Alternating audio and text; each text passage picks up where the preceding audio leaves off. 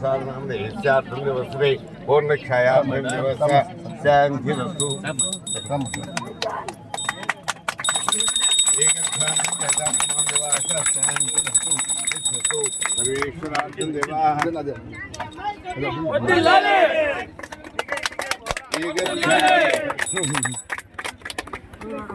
पुष्पार्थमयं देवा ब्रह्मस्मृते अज्ञानवर्धन्तं जायताक्षमां देवा देवन के आक्षार्थयं देवा ब्रह्मस्मृते दिव्य तेजस्मनो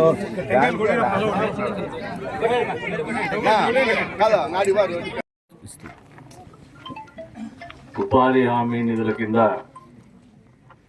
కేటాయింపబడినటువంటి డబ్బులు ఏదైతే ఉందో ఈ రాష్ట్ర ప్రభుత్వం ఏర్పడినటువంటి మొదటి 100 రోజుల్లోనే ప్రతి మండలానికి కూడా 3 కోట్లు కేటాయించడం జరిగింది.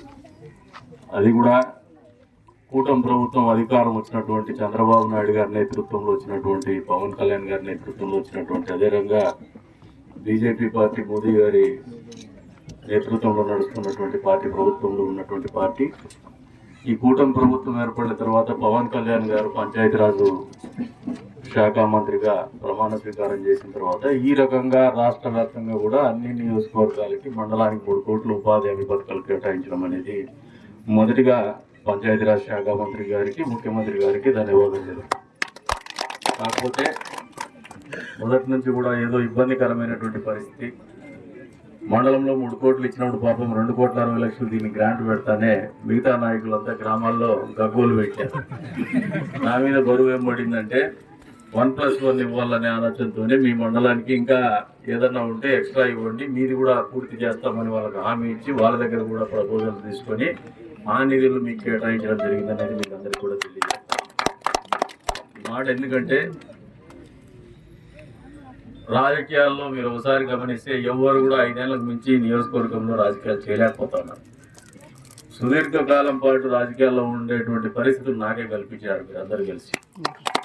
సమస్యల మీద, ఈ ప్రాంతంలో ఉన్నటువంటి సామాజిక వర్గాల మీద, వాళ్ళ ఆర్థిక స్థితిగతుల మీద, భౌగోళిక పరిస్థితుల మీద, మౌలిక సదుపాయాల మీద పూర్తి స్థాయి అవగాహన ఉన్నటువంటి వ్యక్తిగా ఎవరైతే వర్గాలు మనకు మొదటి నుంచి వెన్నుదన్నుగా నిలిచినారో, ఏ వర్గాలైతే నిర్లక్ష్యానికి గురవుతూ వస్తూ ఉన్నాయో, ఇప్పటికీ సమాజంలో వెనుకబాటుతనానికి గురవుతూ వస్తున్నారో ఆ ప్రాంతాలు అభివృద్ధి చేయాలనే ఆలోచనతోనే ఎన్నికల సమయంలో కూడా మీ అందరికి కూడా ఒక హామీ ఇచ్చినాం.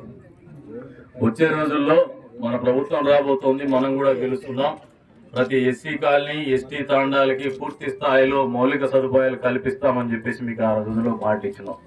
అందులో భాగంగా మొన్న ఉపాధి హామీ వాళ్ళ ద్వారా అన్ని మండలాల్లో కూడా ఎస్సీ కాలనీలు కావచ్చు, ఎస్టీ తాండాల్లో కావచ్చు, కావలసినటువంటి రోడ్స్ కానీ, డ్రైన్స్ కానీ, ఇంకా ఏదైనా తాగునీరు సమస్య ఉన్నా, బడి సమస్య ఉన్నా కూడా సమగ్రంగా ఒక నివేదిక బోధించమన్నాం. అది కూడా పూర్తయింది.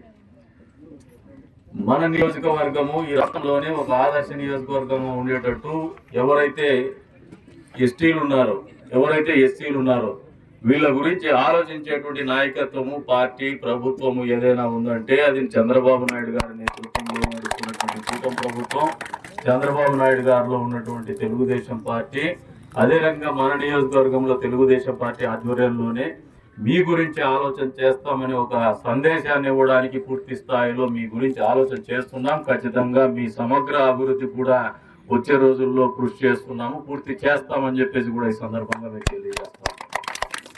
అంతేకాకుండా ఇందాక చెప్పినారు ఆయన 2,60,00,000 చాలని.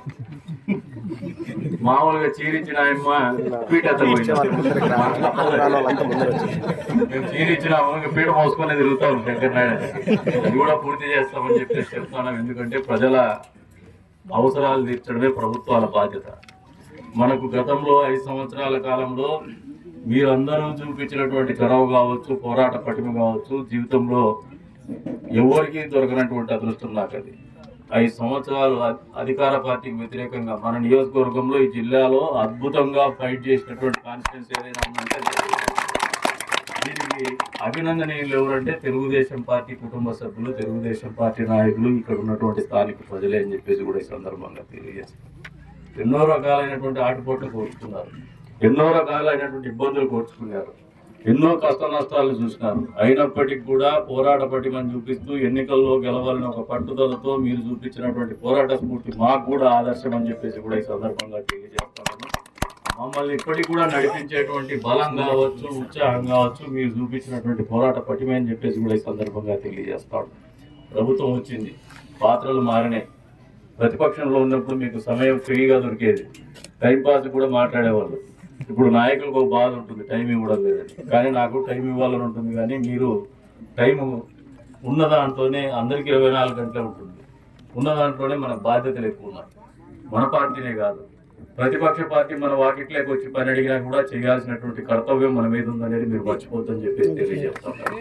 అంతేకాకుండా నియోజకవర్గం అనేది అభివృద్ధిలో కుంటుపడింది. ఎందుకంటే మీరు ఒకసారి, నేనే 20 ఏళ్ళ సుదీర్ఘమైనటువంటి అనుభవంతో చెప్తాను. ఒకసారి నేను ఎమ్మెల్యే అయినప్పుడు నన్ను మీరందరూ గెలిపించినప్పుడు ప్రతిపక్షంలో ఉన్నాం. ఆ రోజు అర్థం కానటువంటి పరిస్థితి, రాష్ట్ర విభజన జరిగేటువంటి పరిస్థితి, ఏం చేయాలో తెలియనటువంటి పరిస్థితి. సరే, రాష్ట్ర విభజన జరిగిన తర్వాత మనం 700 ఓట్లతో ఓడిపోయినాం. సరే, ఆ ఓటమి నుంచి కోలుకొని మళ్ళీ పనిచేద్దామనే మూడులో మనకు ఒక రాధా, 2 కృష్ణులు ఎవరు వచ్చింది. మనం ఏం చేయాలో మనకు తెలియనటువంటి పరిస్థితి, మనల్ని అనునిత్యం అణచివేతకు స్వపక్షంలోనే విపక్షాన్ని చూసినటువంటి పరిస్థితి. మళ్ళీ అక్కడి నుంచి కట్ చేస్తే మనం ప్రతిపక్షంలో ఉన్నాం, పదవి లేదు, అధికారము లేదు. కానీ పోరాటం అయితే మాత్రము మనము ఎంత జీవితకాలము కావాల్సినటువంటి అనుభవం నేర్పించేంత దిశగానే ఆ పోరాటాలు జరిగినాయని చెప్పేసి కూడా ఈ సందర్భంగా తెలియజేస్తా ఉన్నాను. ఆ స్ఫూర్తి నుంచే నేర్చుకొని ఈ రోజున బాధ్యతగా ఎన్నిక కాబడిన తర్వాత కూడా మీరందరూ గమనిస్తే పక్క నియోజకవర్గాల్లో, ఈ జిల్లాలో 14 నియోజకవర్గాల్లో ఎమ్మెల్యేలకు ఎంత టైం కేటాయిస్తున్నారంటే వాళ్ళందరికంటే కూడా దాదాపు మనకు దరిదాపులు ఎవరు లేనంత సమయం నేను మీకు ఇస్తానే ఉన్నాను నియోజకవర్గానికి, నా బాధ్యత కింద. ఎందుకంటే నాకు బాధ్యత ఉంది. మీరందరూ కలిస్తేనే నేను నాయకుడిగా ఎదిగాను. ఆ ఆలోచన ఎప్పుడు కూడా నాకు నిరంతరం ఉంటుంది. మీరు అర్థం చేసుకోవాల్సింది ఏమంటే, మామూలుగా అధికారం వస్తానే నాయకులు దూరం అవుతారు, ఎమ్మెల్యేలు పలకరింపు ఉండదు, ఎమ్మెల్యేలు దొరకరు అని చెప్పేసి ఆలోచనతో ఉంటారు. అందరి కోసం బతకాలనే ఉన్న ఆలోచనతో ఉన్నాం, అందరి కోసం పనిచేయాలనే ఆలోచనతో ఉన్నాం. మీ అందరికి కూడా వచ్చే రోజుల్లో నేను ఈ 100 రోజుల్లోనే చెప్తాను. గడిచిన 4-5 రోజుల నుంచి కొంచెం ఫ్రీ టైం ఇస్తాను, మధ్య మధ్యలో గ్యాప్ ఇస్తాను. తోపు తొక్కిసలాట తగ్గింది. ఎందుకంటే